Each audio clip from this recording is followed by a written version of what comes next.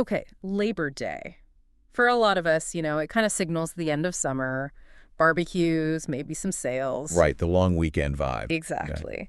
But today, let's dig a bit past that. What's this day really about? And maybe what can it teach you about, well, your own work and life? It's a great question because beneath the surface, it touches on something really fundamental, doesn't it? Yeah. This balance between, putting in the work, the effort, And actually letting ourselves recover. precisely. That recovery piece, it's a balance we're all trying to figure out, I think. Totally. Because look, everything we do, every project, every goal, it comes down to individual effort, right? Yeah. Yes. And in this world where we're always on, Always connected. yeah, the idea of just stopping, of resting on purpose, it feels almost weirdly radical sometimes. Uh-huh. So we want to explore why prioritizing both the hard work and the rest isn't just like a nice to have for well-being. Yeah. It's actually critical for doing good work in the first place. It's not an optional extra. It's part of the main engine, but it's the part we often forget to refuel. That's a good way to put it. Forgotten fuel. And thinking about who this is for, I mean, it's pretty much everyone, isn't it? I think so. If you're an early riser, a late night grinder, a parent juggling things, a freelancer, working a tough physical job, starting a business. Entrepreneurs, yeah. Anyone pouring energy into something, this conversation is definitely relevant. Right. So today we'll kind of journey back, look at where Labor Day even came from. The history. Yeah, the history, then really unpack the value of hard work itself. And then flip the coin to look at rest. Why is that so important? Maybe even revolutionary today. And we'll touch on how this all fits into modern work, with AI and everything changing. The current landscape. So yeah, grab a drink, maybe take this walk with us. Let's get into it. Okay, so where do we start? The origins seem like the right place. Labor Day didn't just pop up out of nowhere. No, definitely not. You have to picture the late 1800s. It was pretty grim for a lot of workers. Yeah, grim hell. Well, think about the hours. We're talking 12-hour days, often 7 days a week. Wow. 12 hours, 7 days. Yeah. And these weren't comfy office jobs. These were often dangerous factories, mills, mines. Poor lighting, unsafe machines. And child labor was common too, wasn't it? Oh, absolutely. Kids as young as 10 years old working in really tough environments. Steel mills, textile warehouses. It's hard to even imagine. That era of rapid industrialization was built on the backs of people pushed to their absolute limits. Totally. Just relentless work under often terrible conditions. So naturally, people started to push back. That's where labor unions come in. Exactly. Workers banded together. They started advocating for just basic fairness. What were they asking for? Things we take for granted now. Pretty much. Shorter work days, like the 8-hour day we often think of. Safer conditions, wages you could actually live on. Seems reasonable. You'd think. But they faced incredible opposition. This wasn't just polite negotiation. There were strikes, protests. And it often got violent, right? Arrests, clashes. Yeah, people were injured, arrested, even killed fighting for these basic rights. It really underscores the sacrifice involved. These rights weren't just handed over, they were hard-won. And a really key moment, a turning point, was the Pullman strike in 1894. Pullman. Tell us about that. Well, Pullman Palace Car Company workers went on strike, protesting wage cuts, and it grew into this massive railroad shutdown. And the government got involved. Yeah, heavily. Federal troops were sent in, and it led to violence, deaths. It was a real national crisis. That must have sent shockwaves. Such a stark confrontation. It really did. It highlighted the massive power imbalance and the lengths authorities would go to, but it also kind of forced the issue onto the national stage. So it was a tragedy, but it spurred action. Seems that way, because very shortly after the Pullman strike ended, President Grover Cleveland signed Labor Day into law. Okay. So the timing isn't a coincidence. Not at all. The explicit purpose was to create a national holiday honoring the American worker, recognizing their contributions and the value of their labor. So when we enjoy that day off now, that long weekend in September, it's directly connected to that history. Absolutely. It's a legacy of those struggles, those sacrifices. It adds a layer of meaning, doesn't it? Yeah. Beyond just the end of summer. Definitely. So, yeah, as you're relaxing, maybe grilling, whatever you're doing, it's worth taking just a second to remember that. This day off, the protections many of us have, they came from real battles, fought by ordinary people with extraordinary courage. A powerful reminder. Okay, so that sets the stage. Now, let's shift gears a bit and talk about hard work itself. Right. Because in our current culture, there's sometimes this Focus on the easy way, the quick fix. The hack. Yeah, everyone wants the shortcut, Mm. instant results. Totally. Social media is full of it. But I think we need to, reaffirm the value of actual sustained effort, putting in the work. Because anything truly meaningful, anything lasting, usually requires that, doesn't it? I think so. Whether you're building a career, raising kids, launching a business, pursuing a creative passion. Any big goal, really. Yeah, it demands effort, consistent effort. And you're going to hit roadblocks, right? There will be setbacks. Absolutely. It's never a straight line. Yeah. And that effort, it's kind of the great equalizer in some ways. How do you mean? Well, hard work doesn't really care where you came from, what your background is. It responds to input. You put in the work. You tend to see results over time. That's true. It values what you do. And it builds character along the way, doesn't it? Resilience, grit. Definitely. Yeah. Think about people who inspire you. Leaders, athletes, artists, innovators. Mm-hmm. Anyone who's achieved something significant. Okay. What we usually see is the end result. The success, the medal, the finished product. Right. The highlight reel. Exactly. Yeah. But behind that is almost always this massive amount of unseen labor. The grind. The grind, the early mornings, the late nights, the sacrifices, dealing with doubt, pushing through when it's tough. Right. That's the foundation. It's easy to forget that invisible part. We just see the shiny outcome. And that work, that struggle, it connects to our sense of self, too. There's a real pride in knowing you built something, you earned it. Oh, for sure. That feeling of, I did this, I put in the hours, I made this happen. It's powerful. It shapes your identity. Yeah, but. And this is the crucial but. Here it comes. Hard work alone isn't the whole story. It's a vital ingredient, absolutely. But it's not the complete recipe. Okay. So what's missing? What happens if it's only hard work, nonstop? Well, that's where you start running into trouble, right? Mm-hmm. Running on empty.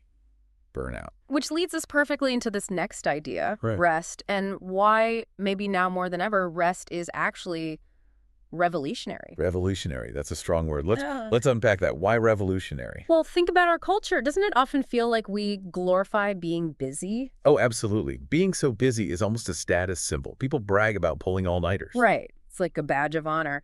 And on the flip side, taking a break, resting, there can be this sense of guilt attached, like you're slacking off or not committed enough. Yeah, as if rest is the opposite of productivity, a sign of weakness. Exactly. But what if we flip that script? What if rest isn't the opposite of hard work, but actually a necessary partner to it? The thing that makes the hard work sustainable. Precisely. Think about any machine. Even the most powerful engine needs downtime, maintenance. It overheats otherwise. Or even just your phone, right? Yeah. It needs recharging. It doesn't run forever. Good one. Yeah, your phone needs to recharge. So why do we expect ourselves as complex humans to just go, go, go without plugging back in? It seems illogical when you put it like that. And rest here means more than just, crashing on the sofa or getting 8 hours of sleep, though sleep is huge. Right. So how should we define rest more broadly? I think it includes things like active recovery, maybe some light movement, stretching. Okay. It's definitely about unplugging sometimes, stepping away from the screens, the constant notifications. Setting boundaries. That's a big one. Learning to say no. Yes.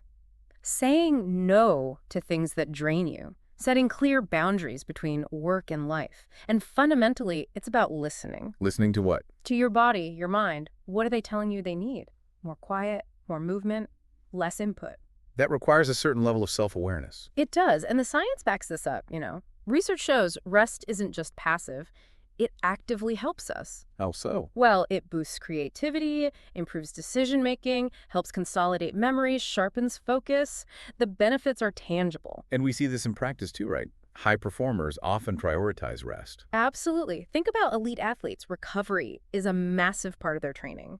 Successful CEOs often talk about protecting their sleep and downtime because they know it's essential for clear thinking. So if the science supports it, Yeah. and high achievers practice it, it really makes you ask yourself, doesn't Yeah. it? The question for you listening is, why aren't you prioritizing rest more? What gets in the way? Is it guilt, pressure, habit? The challenging question to sit with. It is. And maybe the shift is seeing rest not as selfish, but as strategic. Strategic. How? It's strategic self-preservation. Sure. You're protecting your energy, your health, mental and physical, your peace of mind. And in our hyper-connected, always-on world, where demands are constant. choosing to rest to disconnect. It becomes this radical act of reclaiming your time, your focus, your energy, taking back control. So embracing the revolution of rest this Labor Day. Exactly. Maybe this year we don't just work hard, we try to rest harder too. I like that. Hmm. Rest harder. Okay, so how does all this connect to the way work looks now? The modern landscape, AI. Right, let's bring it into the present day Yeah. because the world of work is definitely shifting fast. Yeah, you've got AI, automation is getting more sophisticated, remote work has exploded. It's changing the game. Totally. Roles are transforming, some jobs disappearing, new ones emerging. It's a lot. So in this context, what does hard work even look like? Is it still just about hours logged? I don't think so. Or not entirely. Increasingly, hard work seems to be about different things, Like what? like adaptability, being able to learn new things quickly, pivot, adjust. Okay, continuous learning. Yeah. And also maybe emphasizing the uniquely human skills, Mhm. the things machines, aren't so good at. Ah, so leaning into what makes us different from AI. Exactly. AI can analyze data like crazy, automate tasks, Hmm. but it can't replicate human passion, can it? Or hustle, genuine care, creativity, dreaming up something totally new. Empathy, connection, resilience, your unique story. Right. Your imagination, your ability to connect with another person, your specific perspective. These things become more valuable, not less, in a world with advanced AI. That's an interesting way to frame it. Hard work becomes about cultivating those human qualities too. I think so. But there's another side to this modern work landscape, especially with remote work. The potential downsides. Yeah. The risk of burnout can actually be higher, weirdly enough. Okay. Because you have more flexibility. Maybe partly because of that. The lines blur so easily, right? When your office is your living room. The boundaries just dissolve. Work is always there. Exactly. It's much easier to just keep checking email, take one more call, work a little later. The off switch is harder to find. Yeah. Always feeling like you should be doing more. Which brings us back full circle to the origins of Labor Day. That fight wasn't just about hours, it was about boundaries, dignity, time off. The right to not be working constantly. Precisely. And those principles are just as relevant now, maybe even more so in this digital age. So the need to consciously log off to set limits remains critical. Absolutely. We need that reminder. Hmm. You are not a machine. You need to disconnect, recharge, live your life outside of work, whatever that work looks like now. Okay. So tying it all together then, Yeah. where does this leave us? Well, I think the core message really becomes work hard, rest harder. Not just as a catchy phrase, but as a necessary way to live and work sustainably. A lifestyle principle almost. Yeah. Why do we work hard? We've got our reasons, right? Our dreams, our families, wanting to share our gifts. Our ambitions, providing for loved ones. Exactly. Those are powerful motivators. But why do we need to rest harder? Because we're human. Yeah. We have limits. Our bodies need recovery. Our minds need peace. And we need joy, right? We need to actually be present in our lives, not just constantly grinding for some future reward that might never come. So Labor Day becomes more than just a holiday. It's a reminder. A reminder of that history, yes, but also a chance to reflect on fairness today, to honor everyone contributing now, and maybe most importantly, To recognize your own value. yes, your value beyond just what you produce, your inherent worth as a person. So, practically speaking, what's the takeaway for someone listening right now on this Labor Day? Take the day. Seriously, if you can, turn off the work email, shut down the notifications, let go of the guilt. Immerse yourself in something else. Time with family, friends, hobbies. Whatever recharges you, enjoy it, breathe it deeply. You've earned it. And the idea is if you really allow yourself that rest. You'll come back stronger, sharper, more focused, more resilient, more creative, ready for the next challenge. So resting harder actually fuels the ability to work hard again. Exactly. It's a cycle. Fuel the work with rest, fuel the rest with the satisfaction of good work done.